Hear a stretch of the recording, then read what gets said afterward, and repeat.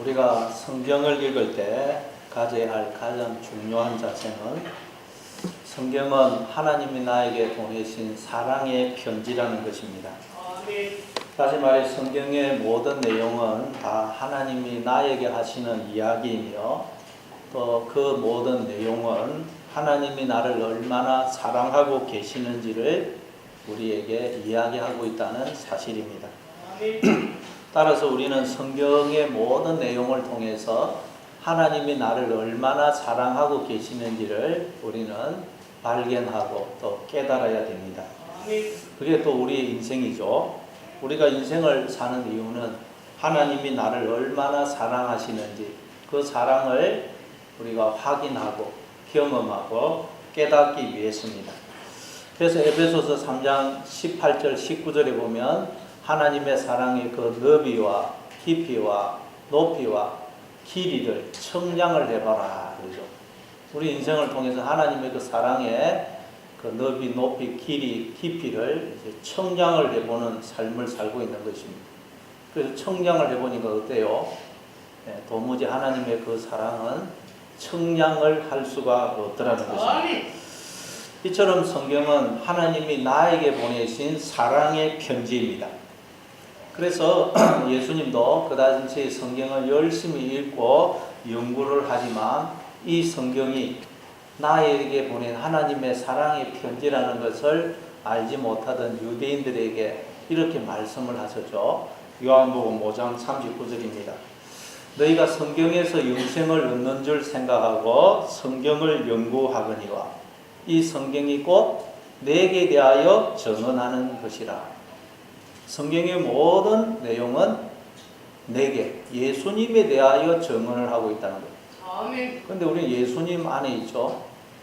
예수님 안에서 우리가 하나님의 자녀입니다. 예수님 이야기는 곧 나의 이야기예요. 따라서 성경의 모든 내용은 우리 바로 나에 대해서 증언을 하고 있다는 것입니다. 다시 말해 성경의 모든 내용은 다 내 이야기라는 것입니다. 즉 내가 누군지, 내가 어떻게 해서 이렇게 생명으로 존재하는지, 그리고 하나님과 나는 어떤 관계에 있는지를 증언을 하고 있다는 것입니다. 그럼 여러분 예수님에 의하면 나는 누구며 또 하나님과 나는 어떤 관계에 있다고 그럽니까? 예수님에 의하면 나는 하나님의 자녀고 하나님의 신부고 하나님의 집이고 하나님의 몸이라는 것입니다. 나는 하나님의 품속에 있고 하나님은 영으로 내 안에 계셔서 하나님과 나는 하나라는 것입니다. 하나님이 자신을 나에게 주어 당신과 나를 머리와 몸의 관계로 하나가 되어 주셨다는 겁니다. 다시 말해 하나님이 영으로 나에게 장가를 와주셔서 나와 결혼을 해 주셨다는 것입니다. 그래서 우리가 하나님의 그 머리 되심에 참여하여 이렇게 자의식을 가진 생명으로 존재하고 있다는 것입니다. 그런데 우리가 스스로 머리가 되려고 머리 대신 하나님을 떠났다는 것입니다. 그래서 우리가 머리가 없는 자가 되고 남편이 없는 자, 즉 가부가 되고 아버지가 없는 자, 즉 고아가 되고 집이 없는 자, 즉 나그네가 되어버렸다는 것입니다. 그래서 우리의 인생이 이렇게 수고하고 무거운 짐진 인생이 되어버렸고 가련하고 비참하고 불쌍한 존재가 되어버렸다는 것입니다. 그러면 우리가 하나님을 떠나 그렇게 비참하고 가련하고 불쌍한 존재가 되었을 때 하나님은 어떤 상태로 계시는 것이며 그리고 하나님은 그런 우리를 위해서 도대체 무엇을 하고 계시는 것일까요? 오늘 본문은 거기에 대해서 말씀을 하고 계십니다. 우리 한번 16절 17절 하나님은 어떻게 하고 계시는지 한번 보겠어요. 16절 17절 같이 읽습니다. 시작. 사람이 약혼하지 아니한 처녀를 깨어 동침하였으면 납폐금을 주고 아내를 삼을 것이요 만일 아버지가 딸을 그에게 주기를 거절하면 그는 처녀에게 납폐금으로 돈을 내지니라. 사람이 약혼하지 아니한 처녀를 속여서 동침을 하였으면 납폐금을 주고, 납폐금이란 신부 몸값을 말합니다. 납폐금을 주고 그 처녀를 아내로 삼으라 그럽니다. 그러나 만일 처녀의 아버지가 딸을 그에게 주기를 거절하면 그는 처녀에게 나폐금으로 돈을, 원문은 케세프, 속전, 나폐금으로 속전을 내라. 여러분, 성경에서 처녀라는 말은 무슨 뜻이라 그랬죠? 처녀는 남편이 없어서 씨를, 생명을 잉태할 수 없는 자를 의미합니다. 생명을 잉태를 못하면 어떻게 되죠? 그 속에 생명이 없는 자가 돼요. 그 말은 죽은 상태라는 뜻입니다. 원래 우리는 하나님이 영으로 장가를 오셔서 하나가 되어 주심으로 다 생명을 잉태한 자, 생명을 소유한 자, 즉 생명으로 존재하게 된 것입니다. 여러분 속에 다 생명이 있죠. 여러분 속에 영혼이, 자아가 다 있지 않습니까? 어떻게 할 수 있다고요? 하나님이 영으로 장가를 와주셔서 우리가 이렇게 생명을 잉태한 자, 생명을 소유한 자가 되었다는 것입니다. 그런데 인간들이 마음으로 남편이신 하나님을 떠나버린 것입니다. 그래서 남편이 없는 자, 즉 처녀가 되어버린 거예요. 모든 인간들이 남편이신 하나님을 떠남으로 남편이 없는 자, 처녀가 되어버린 거예요. 이걸 성경은 죄와 허물로 죽은 상태다. 그래서 이사야서 7장 14절에 보면 보라, 처녀가 잉태하여 아들을 낳으리니 그의 이름은 임마누엘이라 하리라. 그죠? 이 말은 하나님이 앞으로 우리의 눈과 귀를 열어주시고 깨닫는 마음을 주시면 우리가 비로소 하나님이 나에게 영으로 장가를 와주셔서 나와 결혼을 해주심으로 내가 이렇게 생명을 소유한 자, 즉 생명으로 존재하는 것이구나. 그런데 그동안 내가 마음으로 하나님을 떠나 남편이 없는 처녀로, 즉 죄와 허물로 죽은 자로 살았구나 하는 것을 알게 될 것이라는 말씀입니다. 그걸 두고 성경은 우리가 예수라는 아들을 낳게 된다, 또는 우리가 하나님의 자녀로 거듭난다, 그러는 것입니다. 그럼 오늘 본문에 나오는 처녀는 남편이신 하나님을 떠나 죄와 허물로 죽어 있는 우리를 상징하는 것입니다. 이게 처녀예요, 처녀. 근데 여러분, 이 세상에도 보면 얼굴은 아주 예쁜데 어리숙한 처녀가 있으면 남자들이 가만두지 않습니다. 늑대들이 가만히 두지를 않아요. 그래서 지적 장애가 있는 여자아이를 온 동네 남자들이 막 다 건드렸다는 그런 뉴스를 우리가 한 번씩 듣게 되죠. 그런데 하나님의 신부인 우리가 그래요. 하나님의 신부로 하나님도 우리를 보시고 감탄을 하실 정도이니 우리가 얼마나 아름답고 예쁘겠어요. 말로 표현할 수가 없어요, 예쁘기가. 이 우주에서 인간만큼 존귀하고 영광스러운 존재가 없습니다. 그런데 우리가 남편이신 하나님을 떠남으로 이제 어떻게 되냐? 머리 대신 하나님을 떠나니까 우리가 소경이고 기머거리고 깨닫는 마음이 없는 자가 되어버린 거예요. 말하자면 지적 장애인처럼 되어버린 것입니다. 그래서 남자들이 와가지고 말만 하면 쏙들어가는 거예요. 그냥 사탕 하나만 줘도, 꼬무신 하나만 줘도 쏘아가지고 몸을 주더라는 것입니다. 그래서 이 남자 저 남자 온갖 남자와 동침을 해요. 창녀도 이런 창녀가 없더라고요. 그게 호세아와 고멜 이야기죠. 호세아, 여호수아, 예수는 다 구원하다라는 뜻의 야사라는 동사에서 나온 명사형입니다. 그러니까 예수, 호세아, 여호수아는 구원자이신 하나님을 상징하는 인물입니다. 그런데 하나님을 상징하는 여호수아가 누구한테 장가를 갑니까? 음탕한 여인 고멜에게 장가를 가죠. 70도 못 갈 여자가 선지자와 결혼을 한 것입니다. 그러니 이게 웬 은혜입니까? 자기한테 행복이 찾아온 것입니다. 그러니 이제는 이전의 그 삶을 다 청산하고 남편만 사랑하면서 행복하게 살아야 되지 않겠어요? 행복이 굴러온 거예요. 그런데도 이 고멜은 이전의 삶을 못 버립니다. 행복을 스스로 발로 차버려요.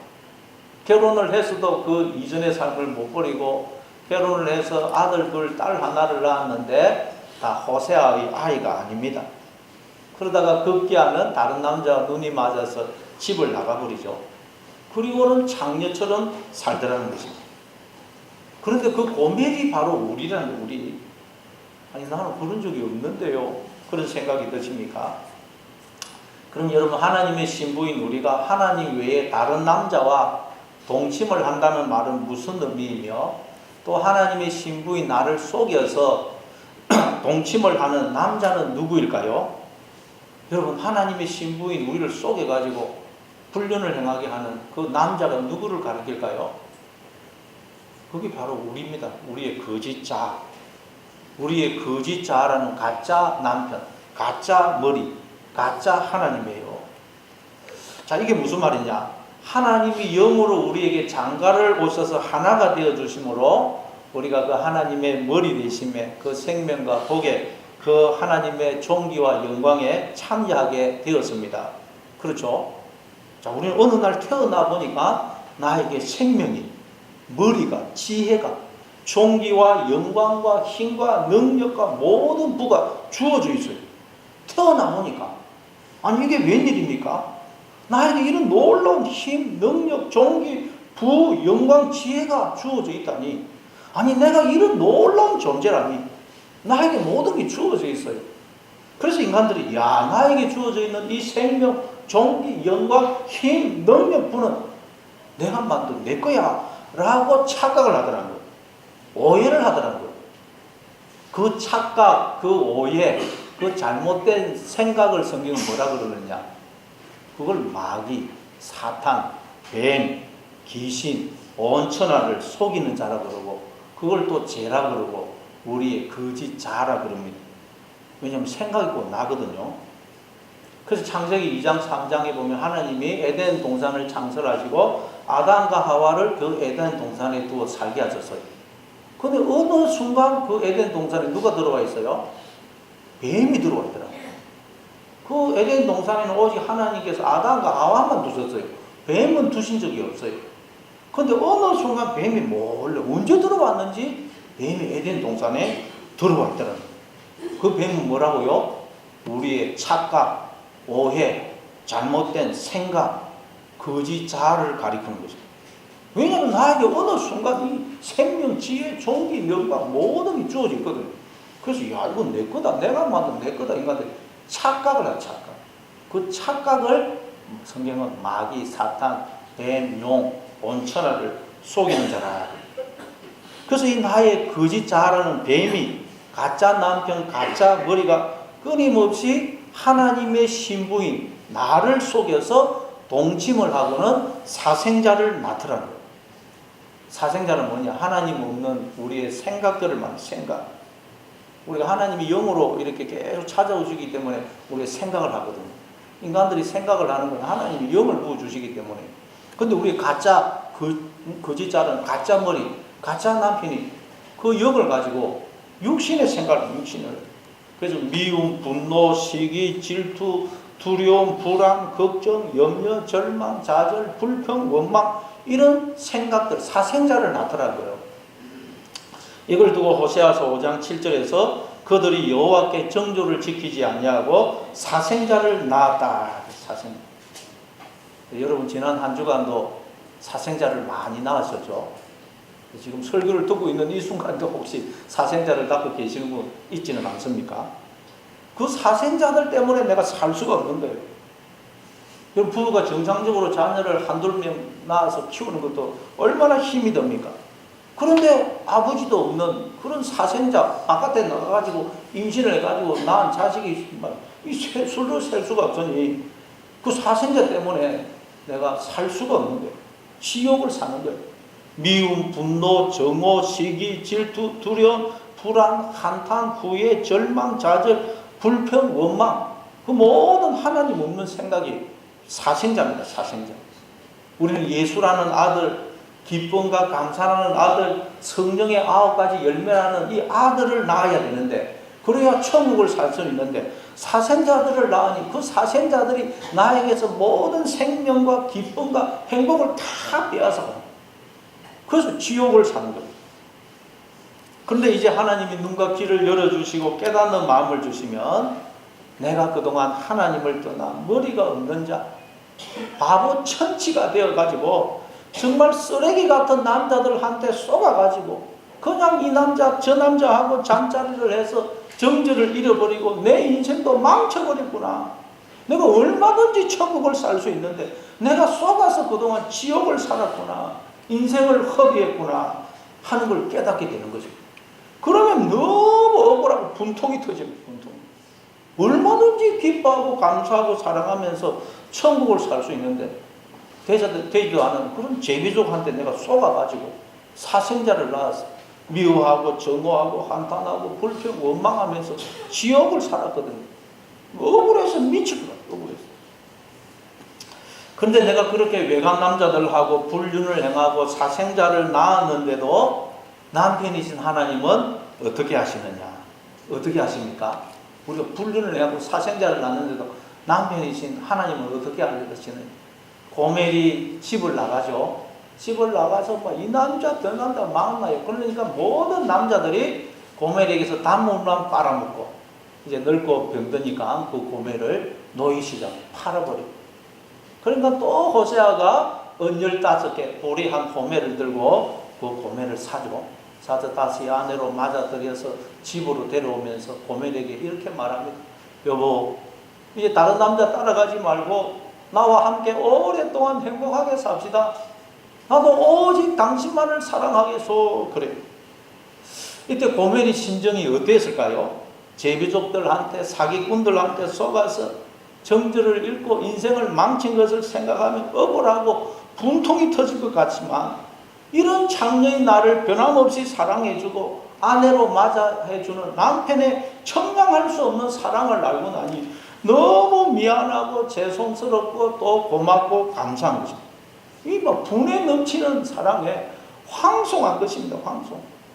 그때부터는 남편을 봐도 감사하고 자녀를 봐도 감사하고 집에서 밥을 하고 설거지를 하고 청소를 해도 모든 것이 감사했을 것입니다.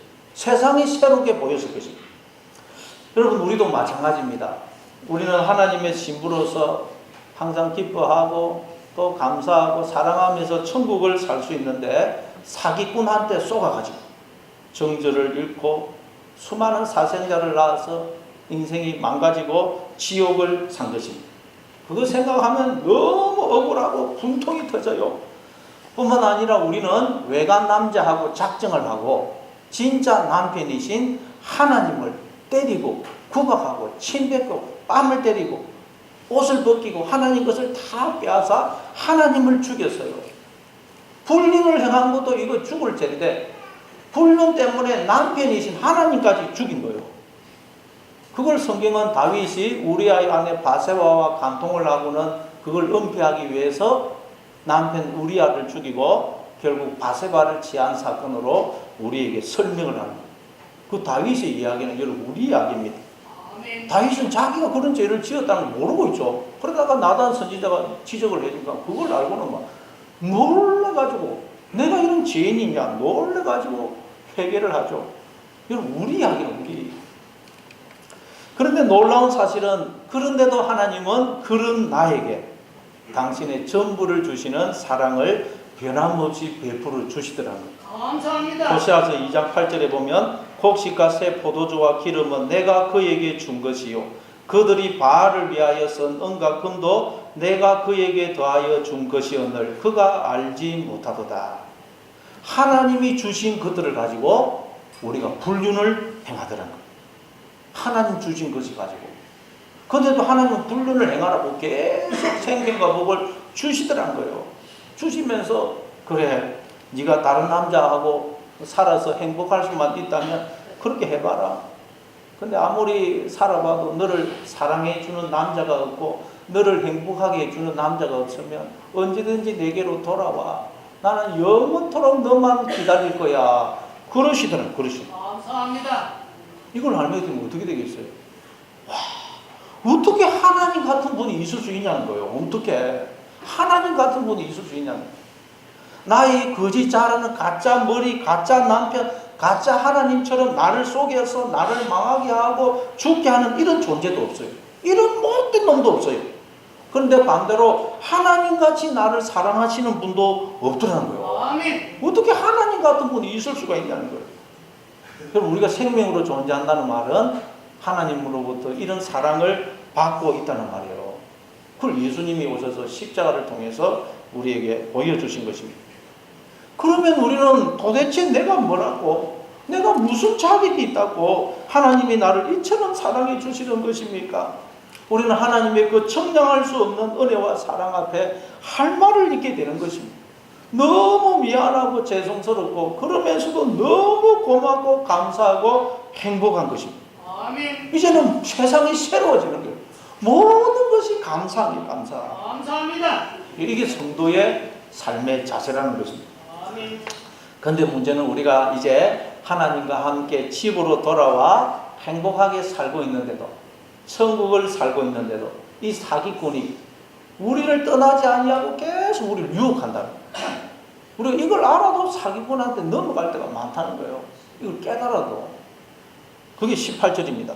18절을 읽습니다. 같이 읽습니다. 시작. 너는 무당을 살려두지 말라. 여기서 무당이 메카세파인데 출애굽기 7장 11절에 보니까 모세가 지팡이를 던져서 뱀이 되는 기적을 행하자 애국왕 바로도 현인들과 마술사들을 불러오죠. 똑같은 기적을 행하게 합니다. 거기서 마술사가 메카세파, 오늘 무당과 같은 단어입니다. 그러니까 이 무당이란 마술사를 가리킵니다. 여러분, 마술의 특징이 뭡니까? 눈을 속이는 것이죠. 보면 진짜 같아요. 그러나 그건 우리의 눈을 속이는 것입니다. 여러분, 우리가 보면 진짜 같은데 우리를 기가 막히게 속이는 자가 있다는 거예요. 그래서 다 인간들이 속고 있다는 거예요. 너무 진짜 같거든요. 인간들이 다 속는다는 거예요. 이 우리 인간을 속이는 자가 누구라고요?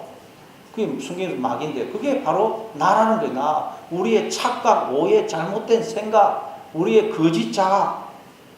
그걸 성경은 뱀, 마귀, 사탄, 귀신, 온천하를 속이는 자라 그런 거예요. 따라서 여러분, 이 무당을 죽이는, 무당이란 말은 그 뱀, 마귀, 사탄, 우리의 착각, 오해, 잘못된 생각을 죽이라는 거예요. 우리가 어떻게 하면 여러분, 우리의 이 잘못된 생각을 죽일 수가 있겠어요? 여러분, 어떻게 하면 마귀를 죽일 수 있어요? 우리가 오해, 착각이 이게 마귀이기 때문에 우리가 하나님의 말씀을 듣고 바른 생각을 하면 마귀는 없어지는 거예요. 여러분이 지금 하나님 말씀을 듣고 바른 생각을 하면 항상 기뻐하고 감사하고 사랑하면서 살면 바른 생각을 하면 마귀는 사라지버린 거예요. 그게 마귀라는 것을 여러분 자꾸 나와 떨어져서 독립적인 어떤 존재로 존재하는 어떤 그런 대상을 생각하면 안 됩니다. 그런 마귀는 없어요. 성경에서 말하는 마귀는 여러분이 그 착각, 오해, 잘못된 생각을 잘못된 생각. 그게 제고 뱀이고 마귀예요. 그러니까 여러분이 하나님의 말씀을 듣고 바른 생각을 하면 마귀는 사라져 버린 거예요. 아멘. 그러니까 뭐 귀신을 쫓아낸다고 나사렛 예수 이름으로 명하는 귀신아 나가라. 그런 것보다 우스운 것이 없어요. 그 마치 어둠을 몰아내기 위해서 빗자루를 가지고 어둠을 막 쓰는 것 같아요. 아무리 빗자루로 어둠을 쓸어도 어둠은 없어지지 않습니다. 어둠을 없앨 수 있는 방법은 오직 하나 뭡니까? 빛이 임하게 하는 것. 불을 켜서 전등에 빛이 비치면 어둠은 사라지는 것입니다. 마찬가지로 우리 안에 빛이신 하나님을 모셔드리면 우리 안에 있는 어둠이 다 사라지는 거예요. 아멘. 우리가 하나님의 말씀을 듣고 하나님의 생각, 바른 생각을 하면 우리 속에 마귀는 그냥 다 사라지는 거예요. 그래서 예수님도 마귀에게 시험을 받을 때 하나님의 말씀, 그 말씀으로 생각을 하고 말을 하니까 마귀가 다 떠나는 거예요. 떠나. 왜냐하면 마귀는 딴 게 아니고 여러분의 그 착각, 오해, 잘못된 생각이거든요. 따라서 나는 하나님의 자녀로 하나님이 늘 나와 함께 하시면서 복을 주시고 지키시고 가장 복된 길로 인도하시는 그런 인생을 살고 있다. 내 인생에 일어나는 일 중에 손해되는 것은 아무것도 없다 하는 걸 알고 항상 기뻐하고 범사에 감사하고 또 남편, 아내, 자녀, 주변의 사람들을 볼 때마다 하나님이 저들은 하나님이 나를 수종 들으려고 보낸 하나님의 천사다. 나는 저들의 수고와 섬김과 희생을 통해서 저들에게서 나오는 하나님의 생명과 복을 먹고 살고 있다. 하나님이 저들을 통해서 나를 찾아오고 계신다 하는 것을 알고 남편, 아내, 자녀를 볼 때마다 주변의 사람들을 볼 때마다 미안하고 고맙고 감사한 마음을 가지고 살면, 사랑하면서 살면 마귀는 사라지는 거예요. 아멘. 지옥은 사라지는 것입니다. 이 시간 하나님의 말씀으로 하나님의 생각, 바른 생각을 하심으로 여러분 속에서 마귀가 귀신이 다 떠나기를 바랍니다. 아멘. 그런데도 우리는 마귀에게 속아서 육신의 생각을 할 때가 많다는 거예요. 불륜을 행해서 사생자를 낳을 때가 너무 많아요. 그러면 우리는 하나님의 마음이 아닌 짐승의 마음을 품은 자가 되는 것입니다. 자, 그게 19절 20절입니다. 19절 20절 같이 읽습니다. 시작. 짐승과 행음하는 자는 반드시 죽일지니라. 여호와께 다른 신에게 제사를 드리는 자는 멸할지니라. 짐승과 행음한다는 말은 나의 거짓자라는 가짜 남편, 가짜 머리, 가짜 하나님과 짝을 이루는 걸 말합니다. 우리는 하나님과 머리와 몸의 관계로 하나가 될 때 하나님의 마음을 품은 자가 되는 것이 됩니다. 하나님이 나의 머리가 되시거든요. 그러나 나의 거짓자라는 가짜 머리, 가짜 남편, 가짜 하나님과 우리가 짝을 이루게 되면 우리는 짐승의 마음을 품은 자, 짐승의 마음, 가짜 머리 가진 자, 머리가 없는 자가 돼요. 그러면 우리가 나의 거짓자라는 가짜 머리와 짝을 이루면 우리가 짐승의 마음을 품은 자가 된다는 거예요. 그럼 여러분 짐승의 특징은 뭡니까? 본능대로 행하는 것이죠. 본능대로 행하는 거예요. 그래서 짐승은 먹는 거 하고 새끼 낳는 것이 전부. 그거 앞에는 거기에는 아무것도 없어요. 먹는 거 앞에서는 그냥 부모 자식도 없어요. 어른거립니다. 그러니까 여러분이 본성을 따라서 그냥 누구를 미워하고 시기 질투하고 성질내고 큰소리 치고 싸우고 별일도 아닌데 절망하고 좌절하고 인생을 한탄하고 불평하고 누구를 원망하고 교만하고 그러고 있다면 여러분은 지금 짐승과 행음하고 있어요. 짐승과. 그게 짐승과 행음하는 거예요. 뱀이라는 가짜 남편과 짝이에요. 짝. 그게 바로 다른 신, 나의 거짓자라는 가짜 하나님을 섬기고 있는 거예요. 내가 다른 신이 되어 있는 거예요. 가짜 하나님이 되어 있는 거예요. 그래서 다니엘서 4장에 보니까 바벨론 왕 느부갓네살이 하루는 왕궁 옥상을 거닐다가 그 바벨론 왕국의 위엄과 영광을 보고는 스스로 도취해가지고 이렇게 이야기를 하죠. 나의 위엄과 영광을 드러내고 있는 이 큰 바벨론 나라를 보아라. 이 큰 바벨론은 내가 내 능력과 권세로 건설한 것이다. 그래요. 도취를 해가지고. 그게 자기의 능력과 권세로 지은 것이라고 착각을 하더라고요.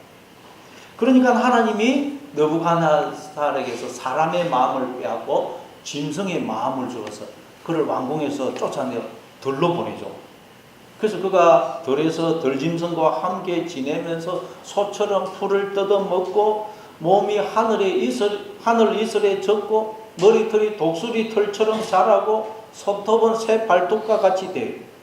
그렇게 짐승의 마음을 품은 채 들에서 짐승처럼 이제 살기를 7년이 되니까 하나님이 다시 그에게 사람의 마음을 주셔서 그를 다시 왕궁으로 복귀시키죠.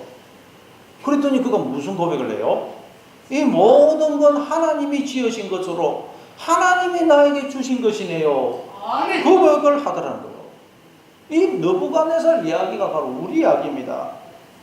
여러분이 머리의 자리, 왕의 자리, 주인의 자리, 하나님 자리에 앉아 있으면 여러분은 짐승과 행음을 하고 있는 자고 느부갓네살처럼 짐승의 마음을 푼 거예요. 짐승의 마음. 그런데 짐승과 행음하는 자는 반드시 죽이라고 그러죠. 여러분 우리가 어떻게 하면 우리 속에 있는 이 짐승을 마귀를 죽일 수 있다고요? 모든 건 하나님이 주신 것이다. 하나님 안에 있을 때만 나는 참된 생명과 복을 누릴 수 있다 하는 걸 알고 하나님을 가까이 할 때, 하나님을 내 마음에 모실 때 내 속에 짐승이 죽는 것입니다. 아멘. 그래서 야고보서 4장 7절에 보면 마귀를 대적하라 그래 놓고 바로 뒤에서 하나님을 가까이 하라 그래. 우리가 여러분 스스로 마귀를 쫓아낼 수 있는 방법은 없어요. 왜? 마귀가 꼭 나거든요. 나의 오해, 착각, 잘못된 생각이 마귀예요. 그걸 우리가 어떻게 쫓아내겠어요?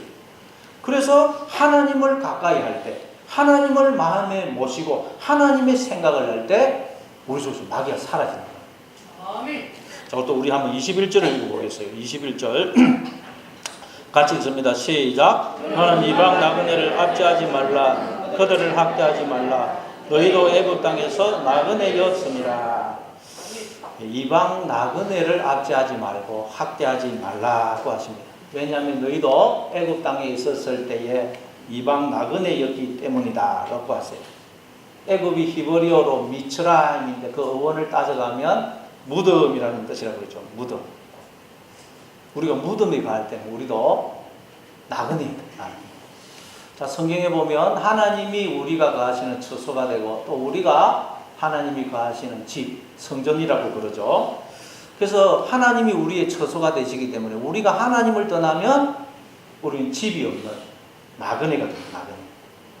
우리가 하나님을 떠났다는 말은 우리가 여러분 머리 자리에 앉아서 우리가 육신의 생각을 했단 말이에요. 그래서 인간들이 육신의 생각이라는 무덤을 만들고 스스로 그 속에 기어 들어가더라고요. 그게 애굽이에요. 애굽. 그래서 그걸 두고 너희도 애굽 땅에 있었을 때에는 나그네였기 때문에 나그네를 압제하지 말라 그래요. 이처럼 하나님이 우리의 집이 되어 주시기 때문에 우리가 하나님을 떠나면 우리는 나그네가 됩니다. 나그네. 이방 나그네는 집도 없고 땅도 없고 그 나라 국민이 아닌 사람을 말합니다. 아무런 법적 보호를 받을 수가 없어요. 그러니 얼마나 외롭고 불쌍합니까? 그래서 우리의 인생이 이렇게 외롭고 고독하고 허무하고 쓸쓸한 것입니다. 하나님을 떠나 나그네가 되었기 때문입니다. 아멘. 근데 놀라운 사실은 우리가 하나님을 떠나 나그네가 되면 하나님도 나그네가 되잖아요. 하나님도. 왜? 우리가 하나님이 거하시는 성전, 집이거든요. 집. 그래서 우리가 하나님을 떠나면 우리도 나그네가 되지만 하나님도 나그네가 되시는 나그네. 지금 하나님이 나그네가 되었겠어요. 그래서 예수님이 이 땅에 나그네로 오신 것입니다. 그래서 마태복음 8장 20절에서 예수님이 여도 굴이 있고 공중에 새도 거처가 있으되 인자는 머리 둘 곳이 없다. 머리 둘 곳. 인간들이 다 자기가 머리 자리에 앉아가지고 예수님이 머리 둘 곳이 없어요. 집이 없어요. 집이. 그래서 하나님이 나그네로 우리를 찾아오셔서 마음의 문을 두드리시는 거예요. 요한계시록 3장 20절에 볼지어다 내가 문 밖에 서서 두드리노니 누구든지 내 음성을 듣고 문을 열면 내가 그에게로 들어가 그와 더불어 먹고 그는 나와 더불어 먹으리라. 아멘. 이 시간 여러분 나그네로 오셔서 여러분 마음의 문을 두드리시는 하나님의 음성을 듣고 마음의 문을 여셔서 주님을 영접하시기 바랍니다. 아멘. 그러면 내가 하나님이 거하시는 성전이 되고 또 하나님이 우리의 영원한 집이 되어 주시는 것입니다. 아멘. 그럼 이제 우리가 하나님과 결혼하여 하나님과 함께 사는 천국의 삶, 영생의 삶을 지금 여기서부터 살게 되는 것입니다. 아멘. 그걸 두고 이방 나그네를 압제하거나 학대하지 말라 그런 거예요. 이방 나그네로 우리를 찾아오서 마음의 문을 두드리시는 그 하나님의 음성을 외면하지 말라는 말씀이에요. 그래서 마태복음 25장 35절에 보면 예수님의 오른쪽에 있는 양들에게 내 아버지께 복받을 자들이여 나와 창세로부터 너희를 위하여 예비된 나라를 상속받으라. 내가 줄일 때에 너희가 먹을 것을 주었고 목마를 때에 마시게 하였고 나그네 되었을 때에 영접하였고 헐벗을 때에 옷을 입혔고 병들었을 때에 돌보았고 옥에 갇혔을 때에 와서 보았느니라.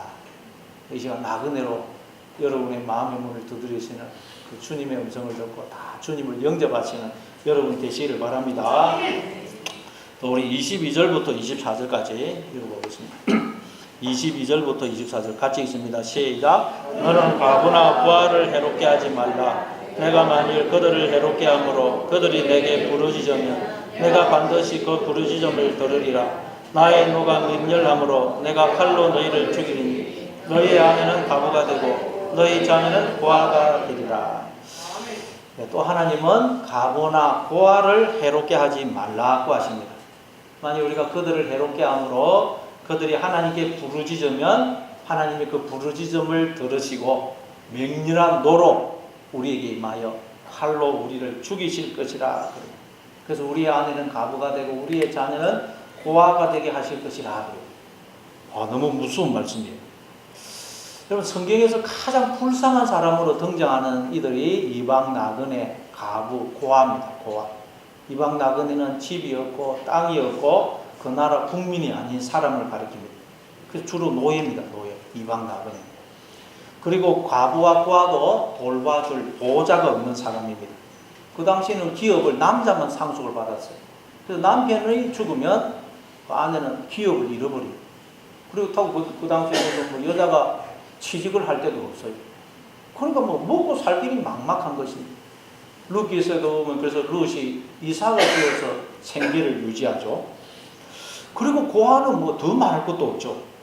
그런데 우리가 하나님을 떠나면 우리가 이방 나그네가 되고 가부가 되고 고아가 된다는 거예요. 비참한 존재가 되는 것입니다. 그런데 놀라운 사실은 우리가 하나님을 떠나면 우리가 나그네가 되고 가부가 되고 고아가 될 뿐만 아니라 하나님도 나그네가 되고 가부가 되고 고아가 된다는 거예요. 아니, 하나님이 나그네가 된다는 건 아닌데 하나님도 가부가 되고 고아가 된다? 그건 좀 이해가 안 되시죠? 여러분, 성경을 보면 하나님을 우리의 아버지로 설명을 하기도 하지만 어머니로 설명을 하기도 합니다. 그래서 갈라디아서 4장에 보면 아브라함의 아내 사라와 첩 하가를 두고 더 언약을 설명을 하면서 사라를 두고 위에 있는 예루살렘으로 우리 어머니라 그러죠. 위에 있는 예루살렘으로 우리 어머니는 누구예요? 하나님. 그러니까 하나님을 어머니로 설명해요. 그리고 또 아브라함의 아내 사라는 아브라함의 아내 아닙니까? 아내를 빌어서 하나님을 설명하니까 하나님을 또 아내로 설명해요. 아내. 그리고 또 창세기 15장 7절에 보면 하나님께서 아브라함에게 내가 너의 자손을 하늘의 별처럼 많게 해주겠다. 그리고 약속을 했는데 갈라디아서 3장 16절에 보니까 하나님이 아브라함에게 약속하신 그 자손이 그리스도다 그러죠. 그리스도. 그러니까 내가 네 자손을 하늘의 별처럼 많게 해주겠다는 말은 단순히 자식을 많이 낳게 해주겠다는 말이 아니고 하나님이 우리에게 장가를 와주심으로 우리가 예수라는 아들을 하늘의 별처럼 낳게 해주겠다는 거예요. 그 말은 우리가 하나님으로 체험을 받아 하나님께 속한 것들을 열매 맺게 해주겠다는 거예요. 하나님을 드러내고 나타나는 자가 되도록 해주겠다는 말이에요.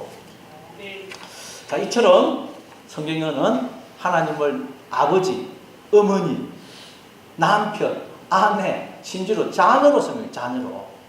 그래서 우리가 하나님을 떠나면 우리가 가부가 되고 고아가 되지만 하나님도 가부가 되고 고아가 됩니다. 고아가. 그게 여러분 이 가부와 고아를 압지하지 말라는 거예요.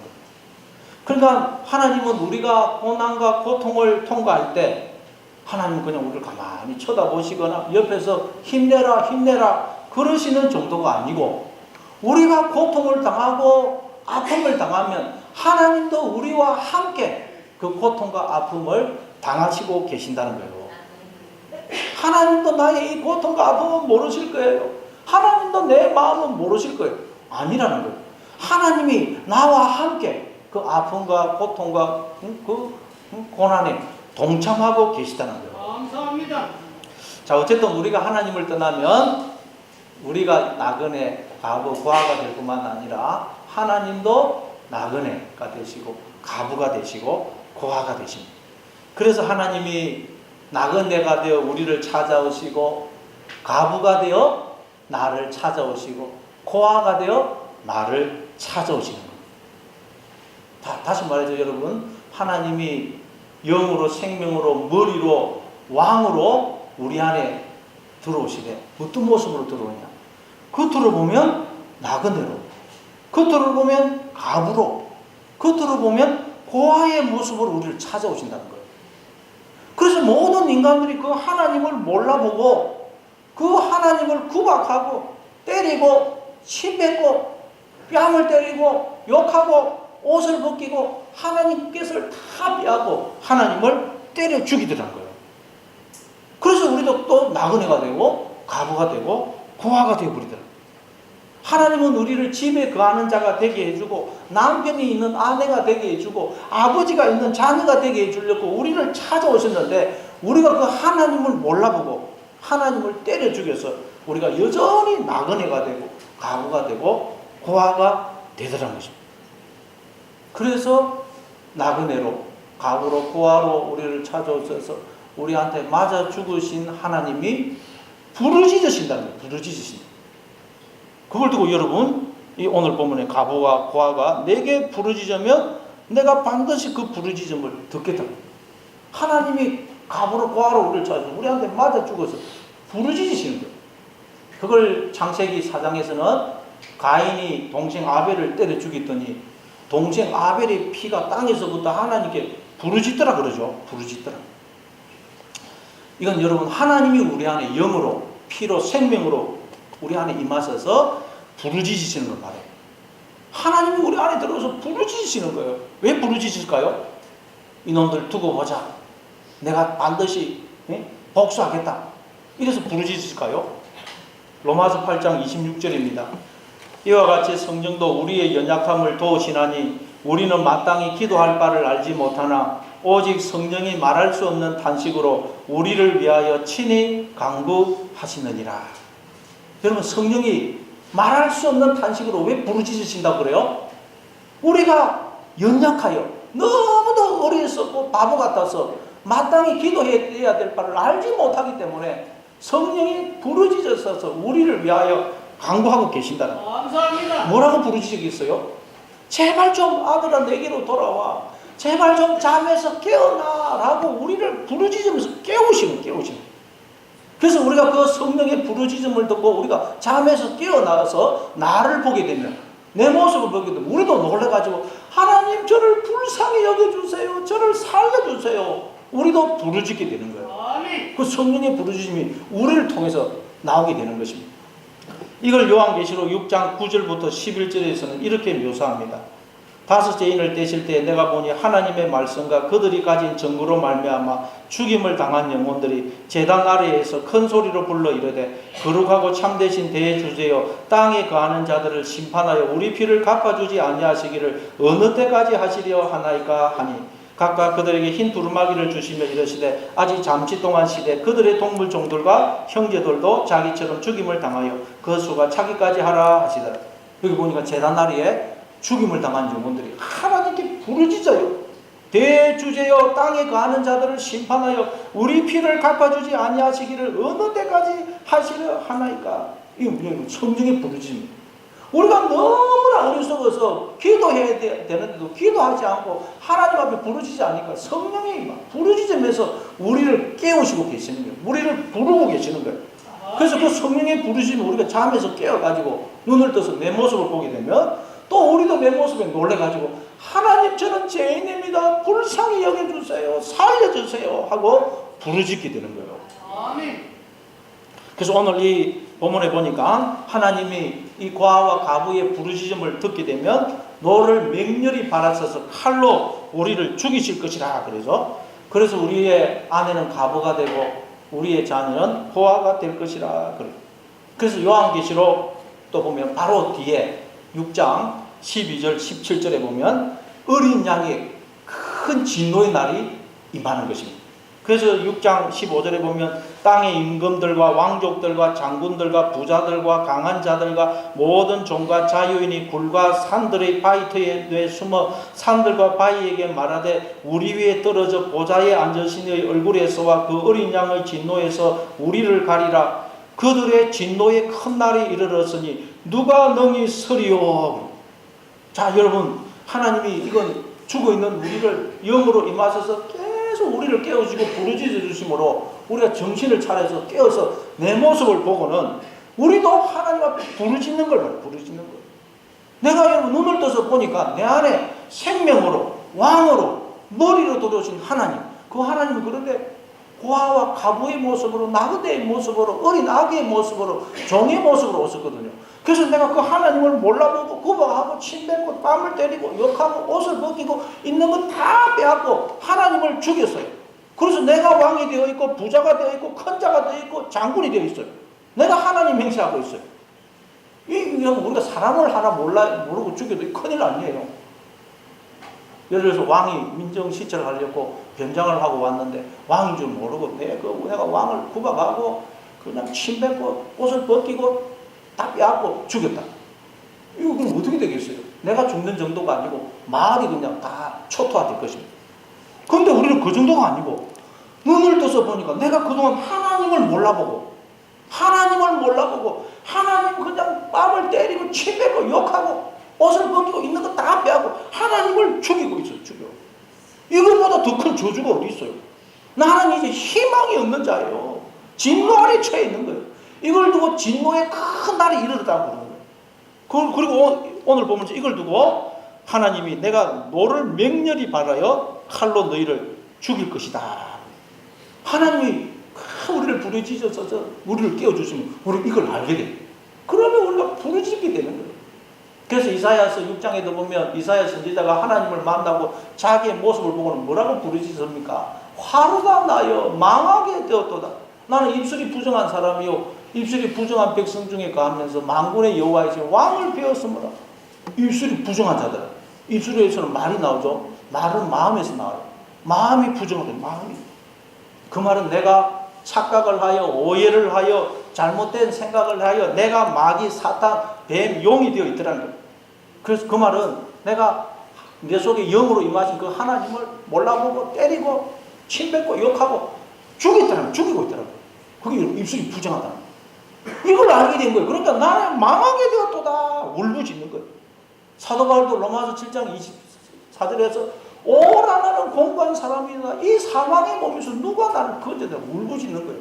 하나님이 눈을 열어주시니까 내가 내 속에 생명으로 들어오신 하나님을 죽였어요. 그래서 내가 생명의 몸이 되어야 될 내가 사망의 몸이 되어 있어요. 그래서 이 사망의 몸에서 누가 나를 건져내라고 울부짖는 거예요. 그럼 여러분 누가 나를 이 사망의 몸에서 건져줄 수 있을까요? 누가? 놀랍게도 내가 몰라보고 구박하고 침뱉고 뺨 때리고 욕하고 옷을 벗기고 있는 거 다 빼앗고 죽인 그 하나님이 나를 사망의 몸에서 그 진노에서 건져주시고 나한테 구박을 당하고 맞아 죽으면서도 끊임없이 나를 찾아오고 계시더라는 거예요. 내가 죽이고 있는 그 하나님이 나를 사망의 몸에서 나를 건져내시려고 나한테 맞아 죽으시면서도 끊임없이 나를 찾아오고 계시더라고요. 감사합니다. 이걸 알게 되면 이게 우리 어떻게 되겠어요? 그래서 이제는 내가 머리의 자리, 주인의 자리에서 내려와서 하나님을 나의 머리의 자리, 주인의 자리, 왕으로 모셔드리기만 하면 되더라는 거예요. 아멘. 그러려고 하나님이 나그네로 가부로 고아로 우리를 찾아서 맞아 죽으시면서도 계속 나를 찾아오고 계시더라고요. 나를 깨우고 계시더라고요. 부르짖고 계시더라고요. 그래서 사도 바울이 이걸 깨닫고는 바로 뒤 로마서 7장 25절에서 우리 주 예수 그리스도로 말미암아 하나님께 감사하리로다. 그런즉 내 자신이 마음으로는 하나님의 법을 육신으로는 제 법을 섬기노라. 마음으로는 하나님의 법을 섬기고 육신으로는 제 법을 섬기다. 마음이라는 것은 하나님과 머리와 몸의 관계로 하나가 된 나, 하나님의 자녀로서의 나. 육신이라는 것은 나의 거짓 자라는 가짜 머리와 하나가 된 거짓 나, 가짜 나를 가짜 나. 알고 봤더니 하나님과 머리와 몸의 관계로 하나가 된 그 나가 진짜 나겠지. 그 나가 진짜 나. 아멘. 그 마귀 나의 그 거짓 자라는 가짜 머리와 하나가 된 나는 말 그대로 가짜예요. 가짜. 그 진짜 나가 아니더란 거예요. 다시 말해 내 속에 있는 죄, 마귀, 하나님의 자녀로서의 모습이 아닌 것들, 그것은 원래 나하고는 아무 상관이 없는 것들이란 거예요. 근데 어느 순간 그게 몰래 뱀처럼 내 속에 몰래 도둑처럼 들어와가지고 나한테 딱 달라붙어가지고 그것이 마치 나인 양 그것이 나를 속이고 나를 조종하고 나를 제 종로를 시키고 있더라고요. 알고 봤더니 그건 나하고 아무 상관이 없는 것들이란 거예요. 그건 나가 아니더란 거예요. 그래서 이제 그걸 알았기 때문에 이제는 가짜 머리가 나한테 이야기해야 돼. 안 들으면 그분이 안 들으면. 그걸 예수님이 오셔서 알려주신 거예요. 그래서 사도 바울이 우리 주 예수 그리스도로 말미암아 하나님께 감사하리로다. 그런즉 내 자신이 마음으로는 하나님의 법을 육신으로는 제 법을 섬기노라. 그렇게 고백한 것입니다. 아멘. 여러분 속에 있는 그 죄, 여러분에게 있는 하나님의 자녀로서의 모습이 아닌 것들은 여러분 것이 아니라는 걸 아시기 바랍니다. 아멘. 여러분과 아무 상관이 없는 거예요. 뭐 성질 내고 큰 소리 치고 미워하고 절망하고 불평하고 원망하고 하는 것들은 원래 여러분하고 아무 상관없는 것들인데 몰래 여러분 속에 들어와 가지고 달라붙은 도둑이고 강도고 사기꾼임을 아시고 그 죄의 말은 듣지 마시기 바랍니다. 아멘. 그 속에 여러분 멀리 들어온 그 마귀가 뱀이 거짓 자다 야 성질내 큰 소리 쳐 미워해 불평하고 원망해 너 인생은 불행해 한탄해 넌 이제 망해서 넌 외모 그 모양이야 그 말은 들을 필요가 없다는 거예요. 그 몰래 들어온 도둑이고 강도고 사기꾼이라는 거예요. 나와 아무 상관이 없다는 거예요. 들을 필요가 없다는 거예요.